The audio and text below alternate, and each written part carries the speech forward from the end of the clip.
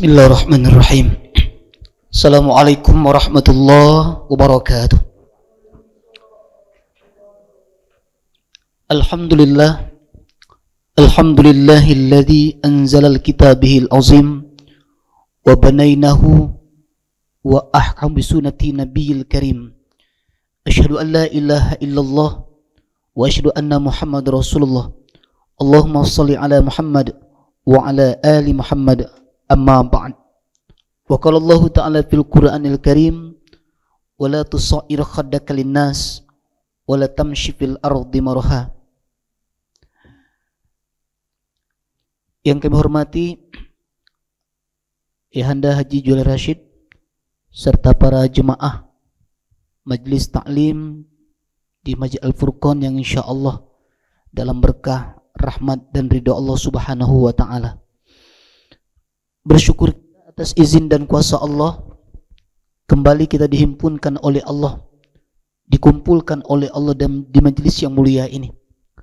Semoga seluruh karunia, rahmat dan nikmat Allah yang masih dilimpahkan kepada kita sampai saat ini akan menjadikan kita hamba yang senantiasa bersyukur, sehingga Allah akan meridhoi kita semua di sepanjang perjalanan hidup kita sampai akhir hayat kita. Amin. Salawat dan salam kita mohonkan kepada Allah agar senantiasa tersampaikan kepada Nabi besar Muhammad sallallahu alaihi wasallam, berikut keluarga, zuriat, sahabat, termasuk kita sebagai pengikutnya umat akhir zaman. Allahumma shalli ala Muhammad wa ala ali Muhammad. Para bapak ibu yang kami hormati dan kami cintai karena Allah, kajian kita pada kali ini akan membahas tentang keburukan sifat takabur yang merupakan salah satu sifat yang sangat dibenci oleh Allah Subhanahu wa taala. Takabur itu sering dimaknai bahasa Indonesianya sombong.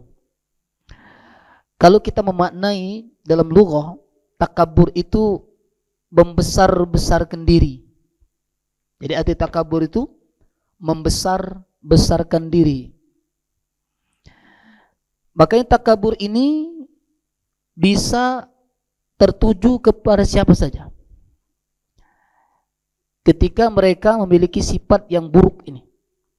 Karena sifat ini pertama kali melakukan adalah iblis.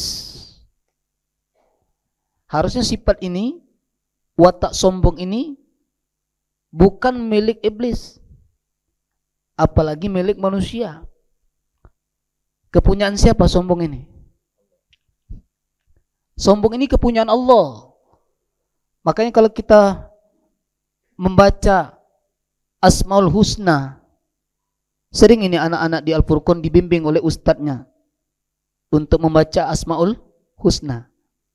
Ya Allah, Ya Rahman, Ya Rahim, Ya Malik, Ya Kudus, Ya Salam, Ya Mu'min, Ya Muhaimin, Ya Aziz, Ya Jabbar, Ya Mutakabbir.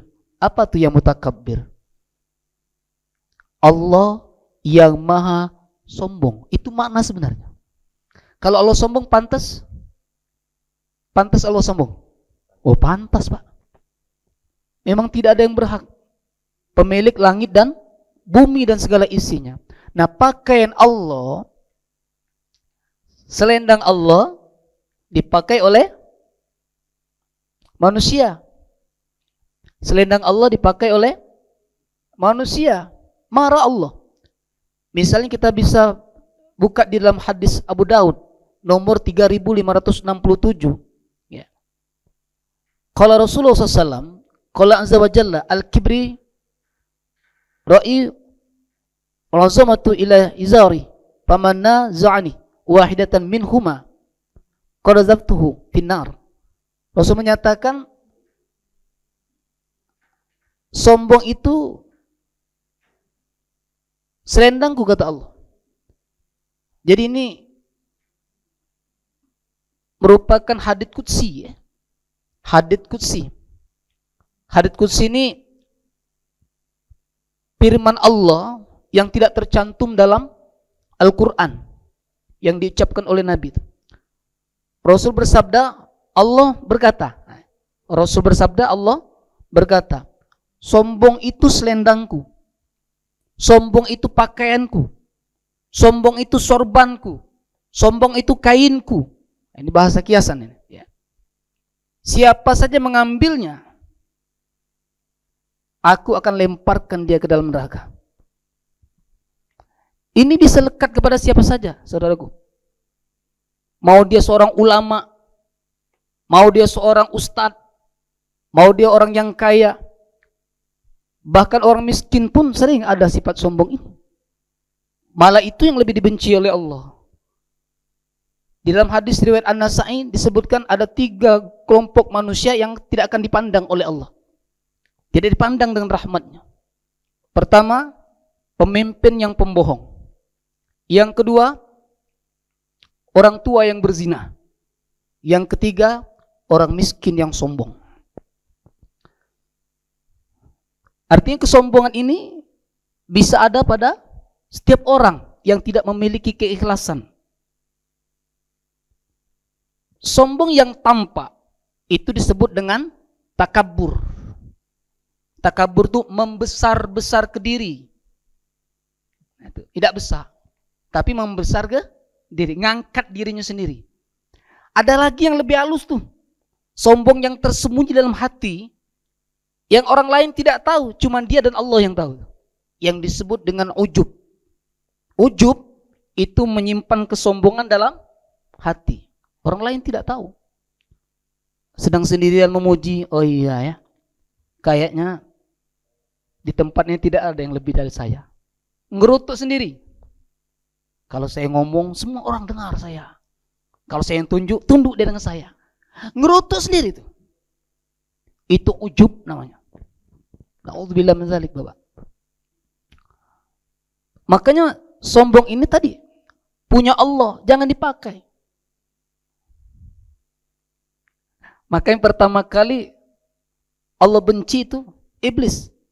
Di dalam surah Al-Baqarah ayat 34, silakan baca Ustaz. Tentang kesombongan yang pertama kali yang dilakukan oleh iblis. A'udzubillahi minasyaitonir rajim. Wa idz qulna lil malaikati isjudu li adama fasajadu illa iblis aba wastakbara wa kana minal kafirin. Yang artinya, dan ingatlah ketika kami berfirman kepada para malaikat, sujudlah kamu kepada Adam, maka mereka pun sujud kecuali iblis.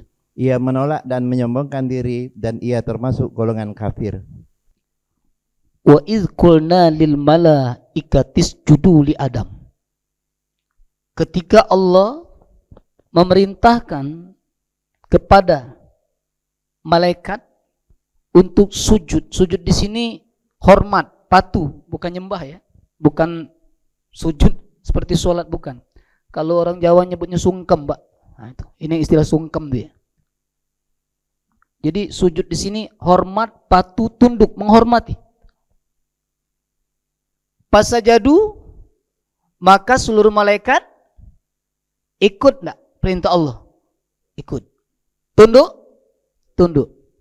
Illa iblis abah. Kecuali iblis yang enggan, tidak mau. Wastakbara wa kana minal kafirin. Dia menyombongkan diri dan dia termasuk golongan orang-orang yang ingkar, kaum yang ingkar, kelompok yang ingkar, kafir. Hal ini pun ditanya oleh Allah, kenapa engkau tidak mau menghormati Nabi Adam? Itu dijelaskan di dalam alasan iblis itu dijelaskan oleh Allah ya, di dalam ada 2 surah yang sempat kami telaah ya. Yang pertama di dalam surah Shad, surah ke-38 ayat 76, Ustaz.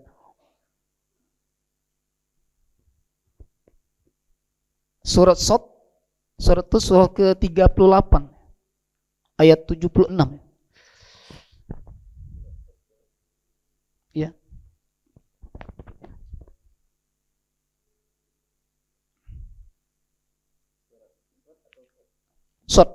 Surah Sad.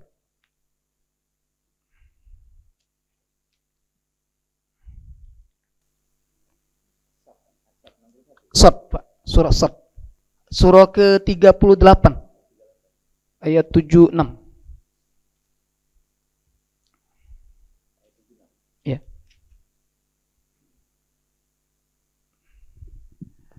A'udzu billahi minasyaitonir rajim.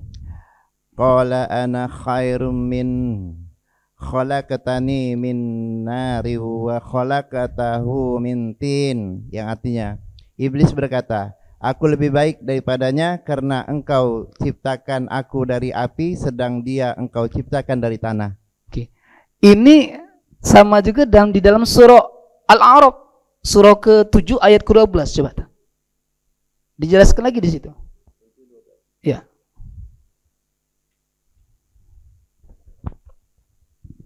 A'udzubillahi minasyaitonirrajim. Qala ma mana'aka alla tasjuda iz amartuka qala ana khairum min khalaqtani min nari wa khalaqtahu min tin, yang artinya Allah berfirman, apakah yang menghalangimu sehingga kamu tidak bersujud kepada Adam ketika aku menyuruhmu? Iblis menjawab, aku lebih baik daripada dia, engkau ciptakan aku dari api sedangkan dia engkau ciptakan dari tanah. Sama ya? Diulang 2 kali itu ya. Diantar 2 kali di surah Sad dan surah di Al-A'raf. Qala ana khairum minhu. Apa yang menghalangi tidak mau tunduk kepada Nabi Adam, kata Allah. Allah tanya ke iblis. Apa jawabnya? Ana khairum minhu. Aku lebih baik dibanding Adam itu. Ucapan ini tanpa kita sadari sudah diwarisi oleh manusia. Warisi sifat buruk. Dari segi ucapan, aku lebih baik dibanding dia, aku lebih kaya dibanding dia, aku lebih berilmu dibanding dia, aku, jabatan aku lebih tinggi dibanding dia, aku lebih hebat, aku. Ucapan siapa itu? Ini. Kenapa engkau tidak mau tunduk? Aku lebih hebat. Jadi ngangkat diri, Pak. Kan takabur membesarkan diri, ngangkat diri, merendahkan orang lain. Itu segi ucapan itu terlarang ucapan seperti itu. Karena ucapan itu pertama kali diucapkan oleh iblis. Iblis ini kan bahasa Arab, asal kata di abrasa. Kan di Quran itu cuma ada 3 tuh kalimat. Iblis, syaitan, jin. Satu rangkaian. Jin belum tentu menjadi setan. Jin belum tentu setan. Ya. Iblis itu nenek moyang dari jin. Iblis itu asal kata dari ablasa. Ablasa itu yang berputus asa. Iblis itu ablasa, yang berputus asa. Makanya jangan sampai kita memiliki sifat putus asa ini. Kami selalu bahas waktu di kajian di Rumah Sakit Ar-Rasyid. Putus asa ini sudah selesai gitu. Kalau sudah putus asa, tidak ada harapan lagi. Syaitan itu yang jauh dari rahmat Allah artinya. Kalau kita satukan ini cocok nih. Orang yang putus asa dan jauh dari rahmat Allah itu pengikutnya tuh. Iblis adalah yang berputus asa. Syaitan yang jauh dari rahmat Allah. Maka orang yang putus asa artinya sudah jauh dari rahmat Allah. Jin itu yang tersembunyi. Makanya jin juga sama, ibadah kayak kita. Wa ma khalaqtul jinna wa insa illa liya'budun, ya kan? Itu hafal ayat itu. Al-Zariyat itu di bab 6 tuh. Tidak kuciptakan jin dan manusia kecuali untuk ibadah. Jin ibadah juga. Makanya kita ada istilah, ada jin kafir, ada jin muslim. Itu istilah kita saja. Jin munafik banyak. Kayak kita inilah. Jin ada yang pakar agama. Ada. Ada majelis? Ada. Ada yang membantah? Ada. Seperti kita juga.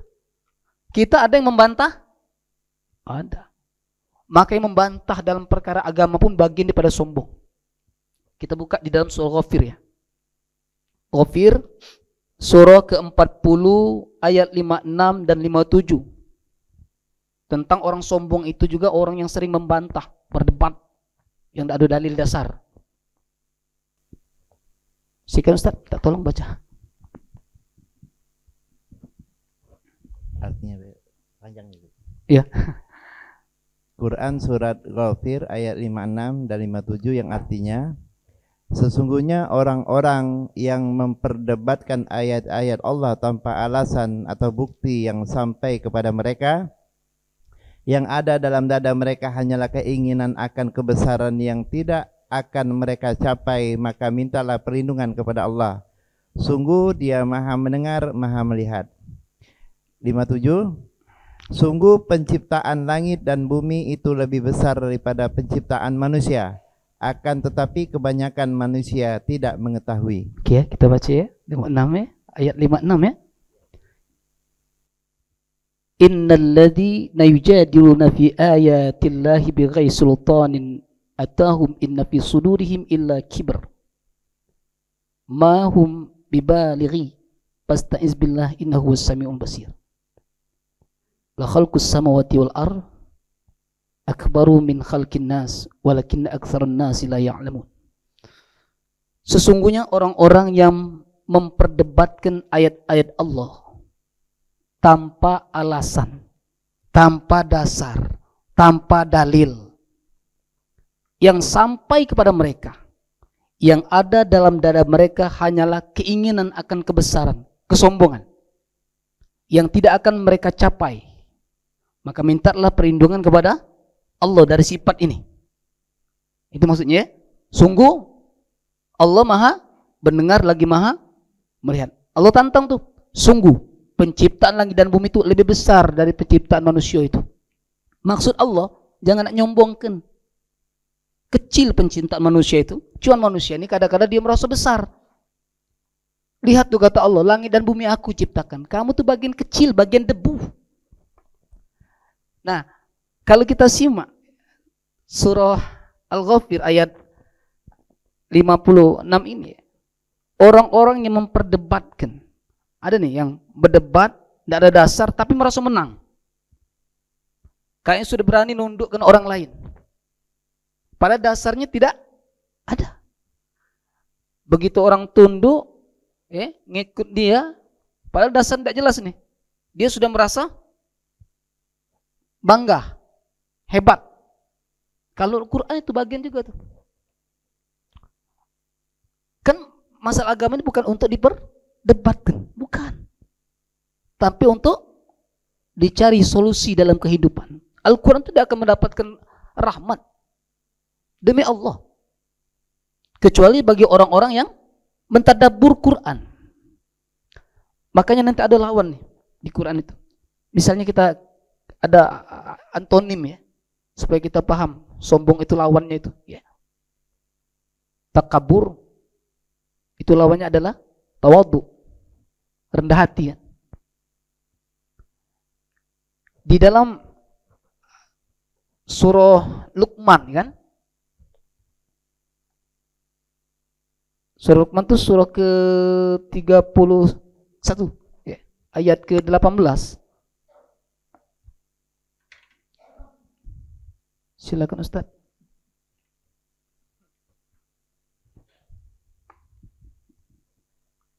A'udzubillahi minasyaitonir rajim. Wala tusair khaddaka lin-nasi wala tamsi fil ardi maraha innallaha la yuhibbu kulla mukhtalin fakhur. Yang artinya, dan janganlah kamu memalingkan wajah dari manusia karena sombong, dan janganlah berjalan di muka bumi dengan angkuh. Sungguh Allah tidak menyukai orang-orang yang sombong dan membanggakan diri. Lanjutannya. Wa qasidi fi masyika wa ghadud min sautik inna angkarul aswati la sautul hamir. Yang artinya, Dan sederhanakanlah dalam berjalan dan lunakkanlah suaramu. Sesungguhnya seburuk-buruk suara adalah suara keledai. Okay. Wala tusair khaddaka linnas wala tamshi fil ardi maraha. Ya. Janganlah kamu berjalan di muka bumi dengan sombong dan melangkah ke kaki di muka bumi ini dengan angkuh, memalingkan muka dari manusia, memalingkan muka dengan sombong, berjalan di muka bumi dengan angkuh. Di ayat yang ke-19 tadi, ya, kita disuruh untuk melunakkan suara, ya, karena seburuk-buruk suara adalah keledai. Kenapa? Pernah dengar suara keledai? Kasar pak, tak lemak dengernya. Keledai itu, tak lemak dengernya. Kalau bahasa Palembangnya, buruk, kasar, keras. Dengkingan pertama cak bagus, tak lemak dengernya. Masih bagus suara kuda. Walaupun keledai itu juga disebut orang kuda kecil. Para mufasir mengatakan seperti itu. Kenapa diidentik oleh Nabi suara keledai itu? Kasar, keras, tidak enak didengar. Nyakitkan hati. Ya. Beda dengan tegas, beda pak. Keras ini kasar. Ya. Kan kadang-kadang kita tidak enak di telinga kita kan dengar orang yang terus manggahkan diri dia. Orang ngajak ngomong, enggak, dia nyeritakan terus. Awalnya bagus tuh. Alhamdulillah, sekarang ini rumahku lah nambah. Orang nanya enggak. Alhamdulillah, jabatan aku sudah tinggi. Alhamdulillahnya bagus. Omongannya itu. Ngomong dengan orang yang sama-sama selipel saja dah enak tuh didengar. Apalagi ngomong orang yang di bawah. Orang kaya ngomong dengan orang miskin, tambah dah enak. Ngomong sesama dia sama-sama kaya, apalagi dah enak. Apalagi ngomong di bawah dia. Sama dengan cerita tentang kenikmatan dunia. Wah, gini. Teman cuma kan ceritanya dengan orang yang tidak mampu, sakit hatinya. Ngasih tidak.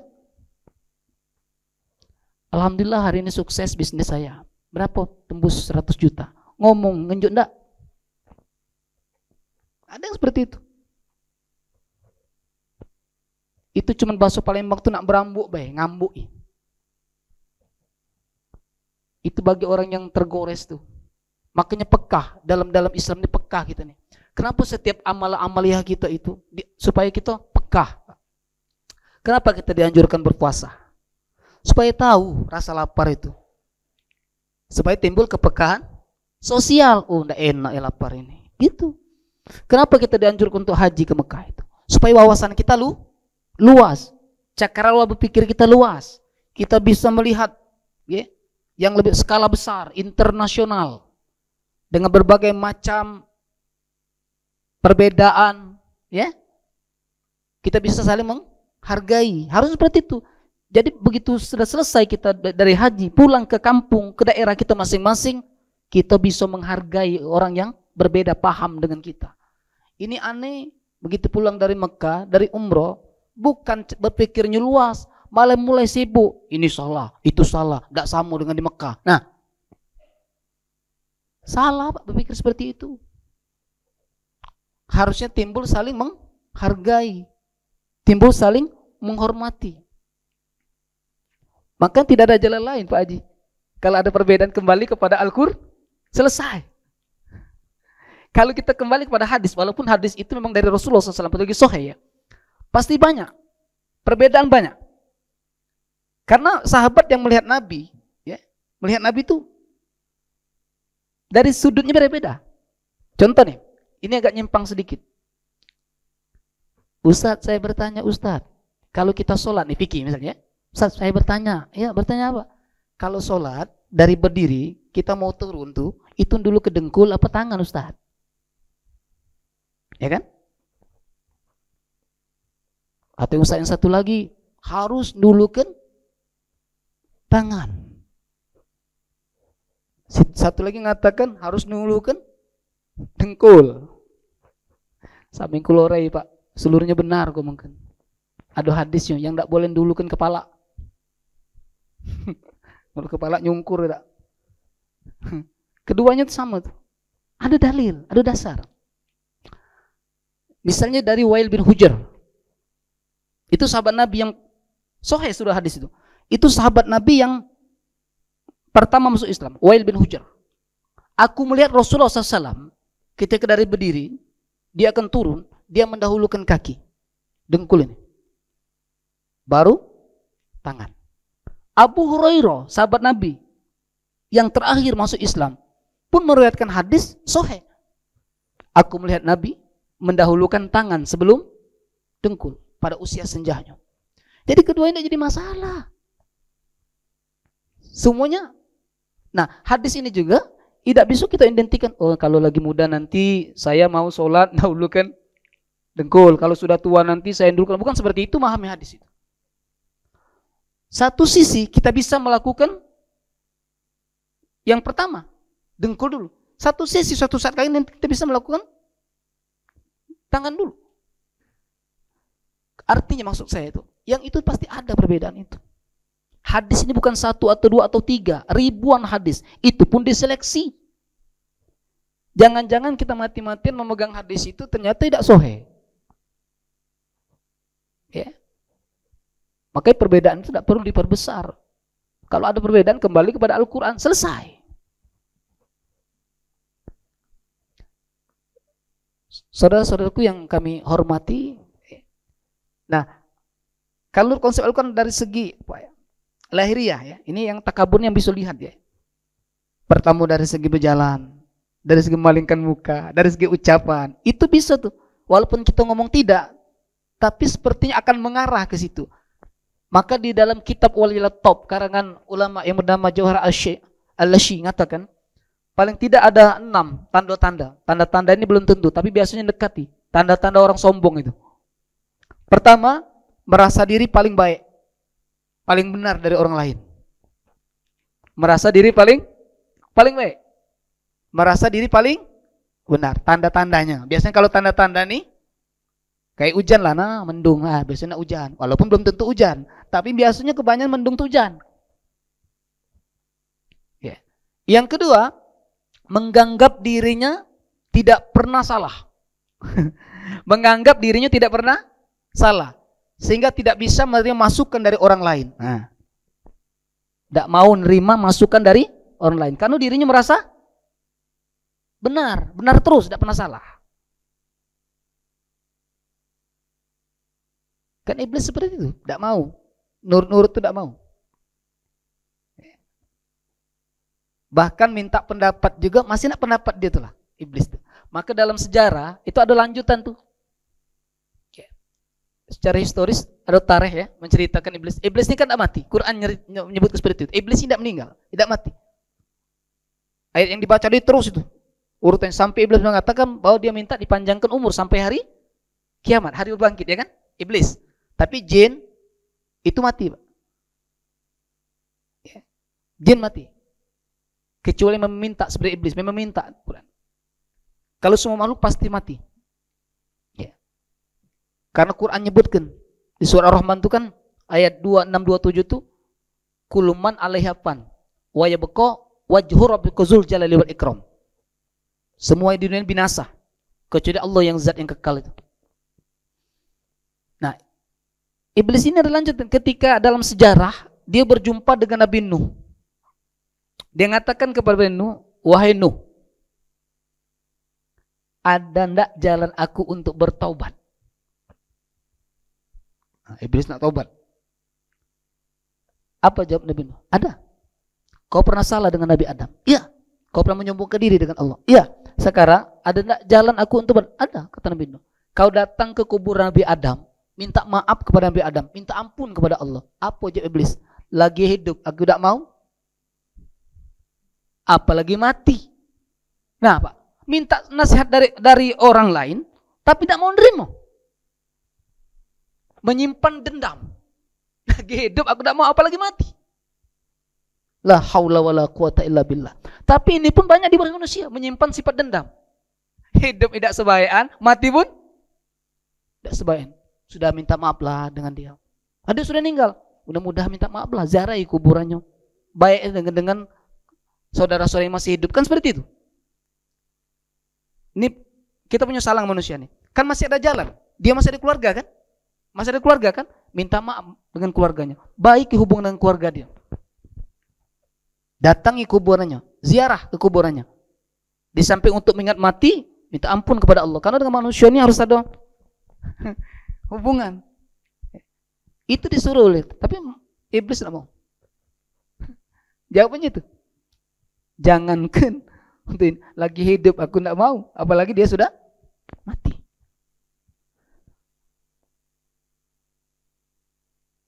Kemudian masalah sombong juga dijelaskan juga nih di dalam surah An-Nisa ya, ayat 173 ya.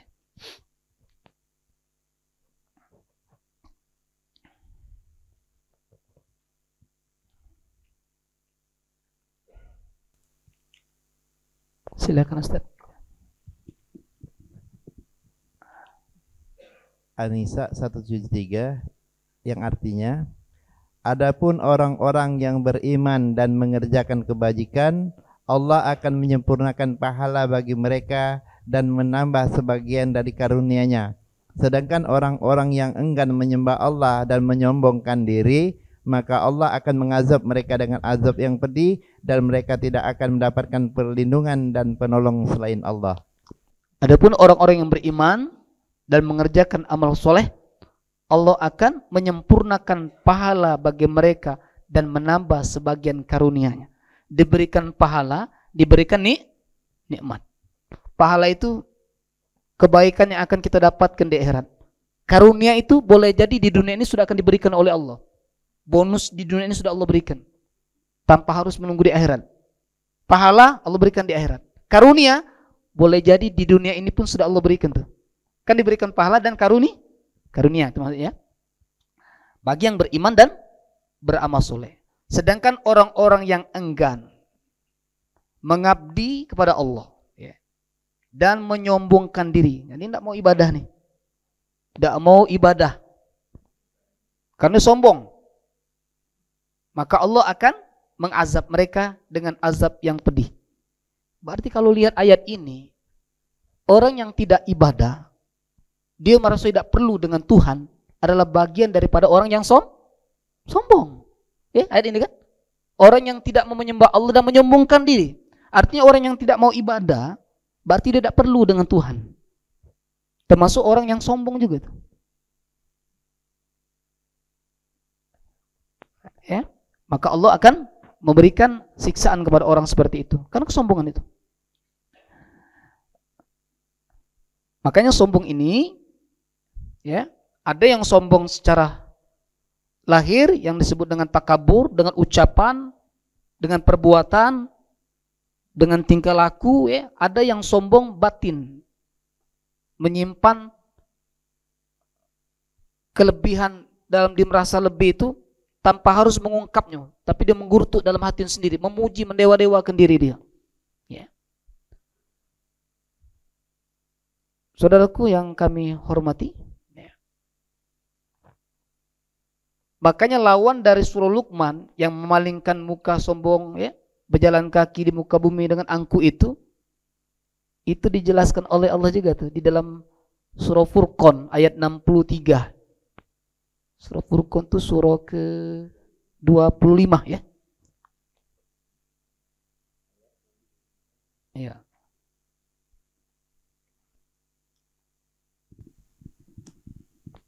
A'udzubillahi minasyaitonirrajim.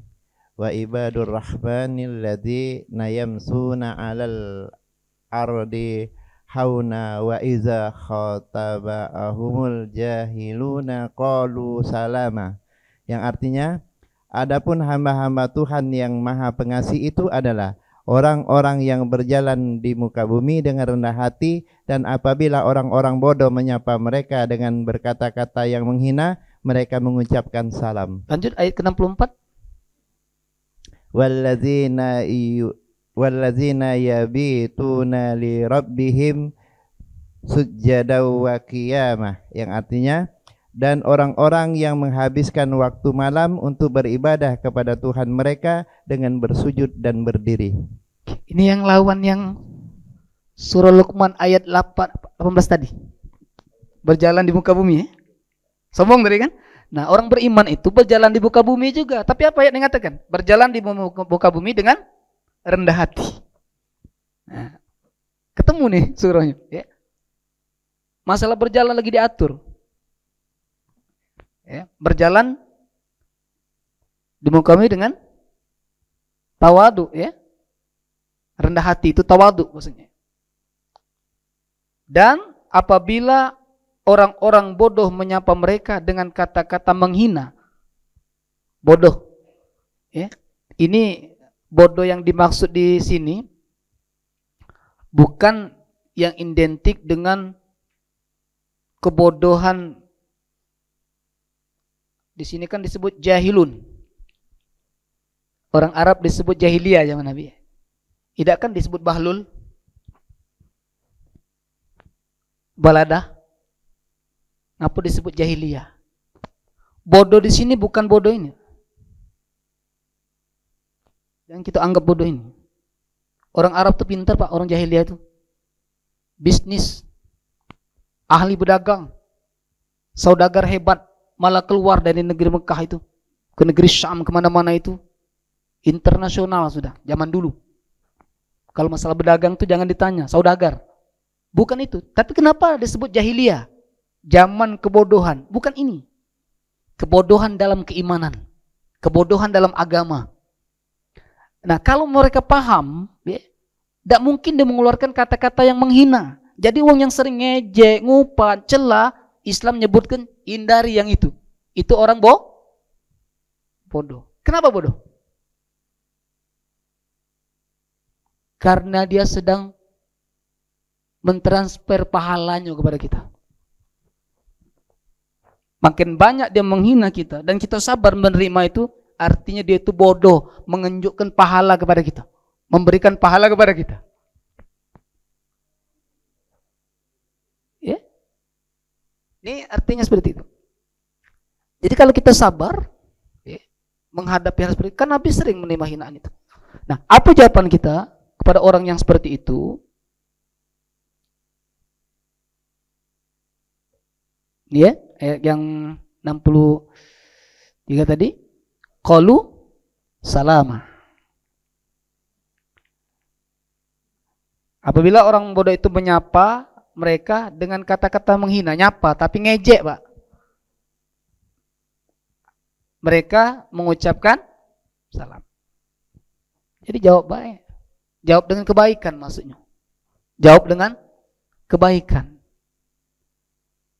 Dan orang-orang yang menghabiskan waktu malam untuk beribadah kepada Tuhan mereka dengan bersujud.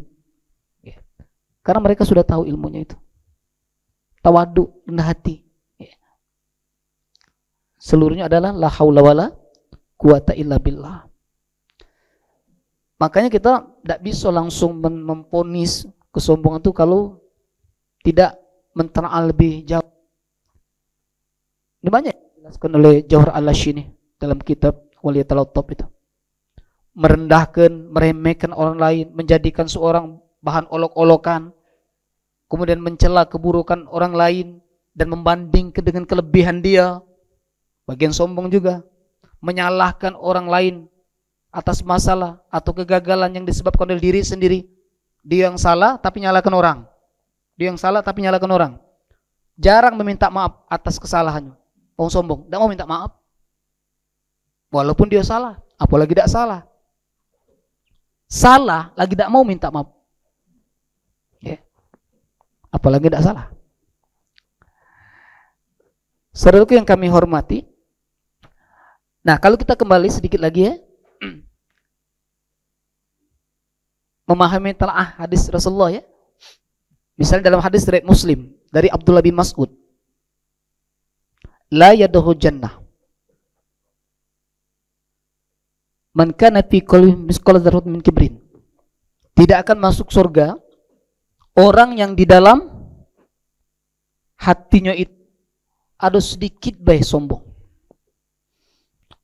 mendengar ini, saudaraku sekalian, sahabat terenyuh, Pak. Sedikit Pak ada sombong di hati, tidak masuk surga. Sahabat ini kalau ada kata-kata seperti ini, kecil hati langsung. Kalau bahasa Palembang nih, ya Rasulullah nunjuk sahabat. Kalau seperti itu ya Rasulullah, bagaimana kami yang senang dengan pakaian yang bagus? Karena kita identik itu tuh. Wong yang mewah-mewah kata kita sombong. Nah, sahabat ada yang berduit zaman itu. Ada yang memiliki kekayaan. Bagaimana kami yang masih senang dengan pakaian yang bagus, masih senang dengan kendaraan? Apa jawab Nabi? Innallaha jamilun yuhibbul jamal. Sesungguhnya Allah itu indah dan menyukai segala bentuk keindahan. Sombong itu kata Nabi, al-kibratul haqq wa ghayamzun nas. Sombong itu adalah menolak kebenaran dan merendahkan orang lain. Itulah sombong. Maka dikait segala sesuatu dengan kesombongan, bukan masalah sekedar itu saja. Kalau tidak ada niat kesombongan, bukan suatu masalah. Kalau sahabat ini, kayak contohnya, ada hadis yang lain. Misalnya, muttafaqun alaih dari Ibnu Umar. Muttafaqun alaih ini diriwayatkan Bukhari Muslim. Ya. La yanzurullah ila man jarah sabahu khayala. Allah tidak memandang rahmat bagi orang yang menyeret pakaiannya dalam keadaan sombong. Ma asfala minal ka'bain minal izari finnar. Sesuatu yang di bawah kedua mata kaki, sesuatu yang di bawah dua mata kaki, kain sarung itu di dalam neraka. Nah ini yang kadang-kadang yang apa? Yang ditutup ya, salat. Nah kita lalu memponis orang, binar, angkat tuh. Yang ini Pak. Tidak boleh, binar. Tidak semudah seperti itu. Hadis ini, laju menyingkapmu.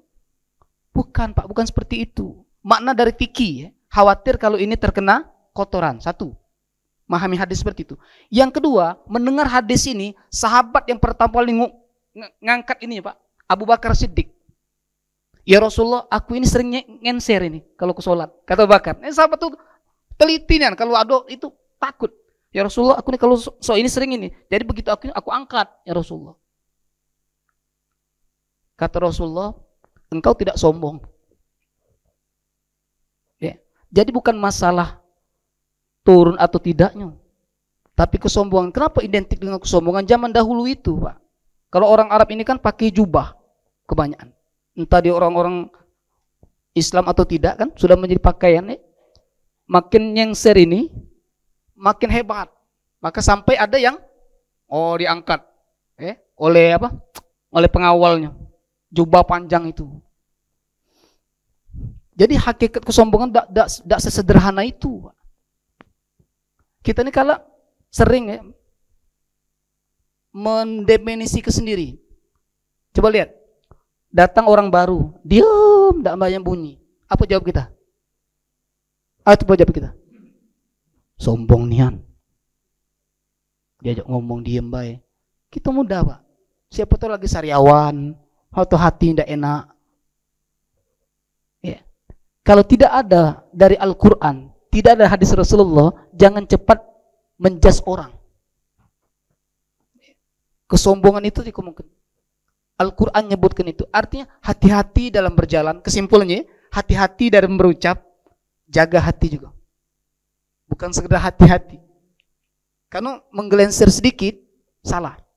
Salah ucap, salah tingkah, salah hati, itu fatal akibatnya. Tapi kita kan ada jalan dari Allah. Kalau hati kita ternodai, perbanyak istighfar. Banyak bertaubat. Karena kita ini mohon maaf, minta ampun kepada Allah. Kita sering berkutak-katik dengan maksiat lahir, Pak. Betul. Kita lupa dengan maksiat batin. Merampok, korupsi. Yang nampak-nampak jelas-jelas itu jelas, dosa dipermasalahkan jelas itu. Tapi jangan lupa, di sini ada maksiat batin, iri, dengki, hasud, ujub. Itu tidak tahu Pak. Itu kadang-kadang orang masuk neraka itu bukan karena maksiat lahir saja, tapi maksiat batin. Yang kita tidak tahu Pak.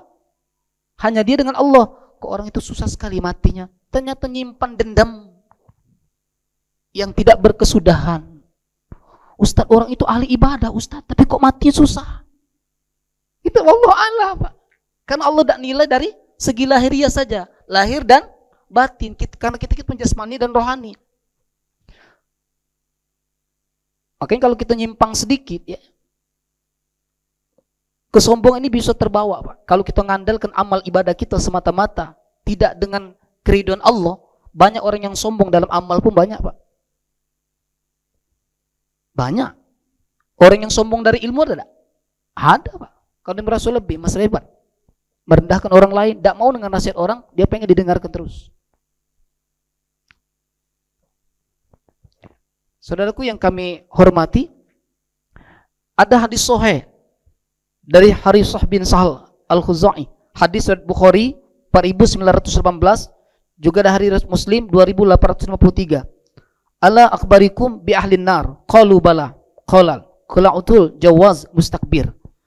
Maukah aku beritahu engkau tentang penduduk neraka? Ciri-ciri mereka itu, kata Nabi.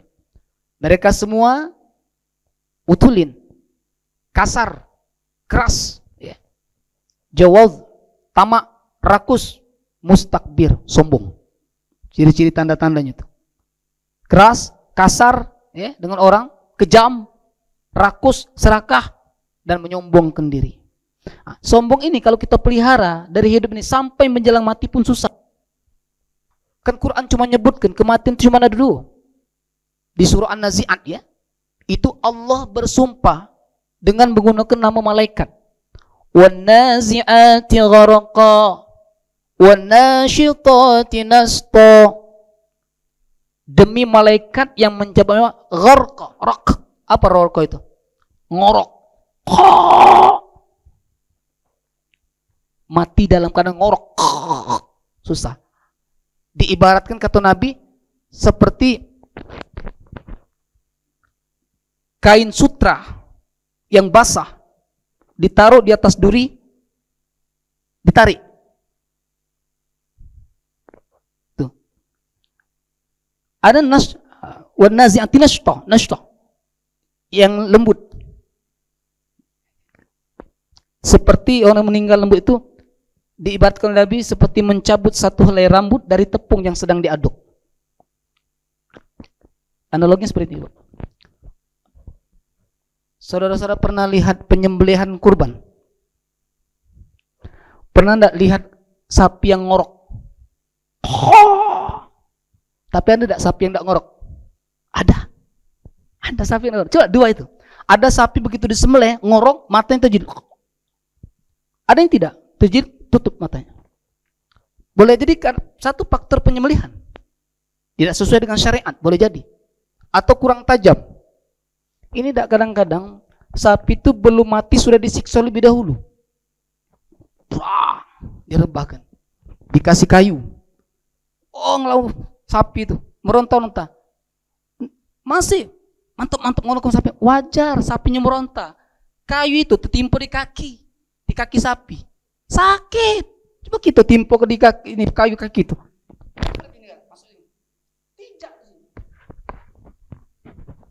Disiksa. Nah, itu gambaran Pak. Orang yang mati sebelum waktunya sudah disiksa lebih dahulu tuh. Ada tahu-tahu, nah sudah selesai. Makanya pada waktu meninggal ini, jangan sampai, ini sekarang ingatkan saja, keluarga kita ada yang mendatang orang-orang lain. Kalau sedang nazar itu tutup pintu rapat-rapat, cuma kita keluarga saja Pak. Jangan sampai timbul fitnah. Sebenarnya kajian ini bagus, lagi lain suatu saat kita perlu mengkaji tentang fitnah hidup, fitnah mati, dan fitnah di akhirat. Itu bagus tuh. Kami tadi mengkaji itu. Karena Nabi Ibrahim doa, ya Allah lindungi aku dari fitnah hidup dan fitnah mati. Karena kita ini pasti terjadi fitnah itu sampai kita meninggal nanti. Nah, sebenarnya terjadi hal seperti itu, kematian yang tidak baik itu lantaran apa? Lantaran kesombongan. Saudaraku yang kami hormati, ini saja kajian kita pada kali ini. Mudah-mudahan ada manfaat bagi kita semua, dan insya Allah Allah akan mengangkat derajat kita, karena dalam hadis riwayat Muslim disebutkan nomor 2588, sedekah itu tidak akan mengurangi harta kalian, dan memaafkan orang lain akan menambah kemuliaan, kata Nabi.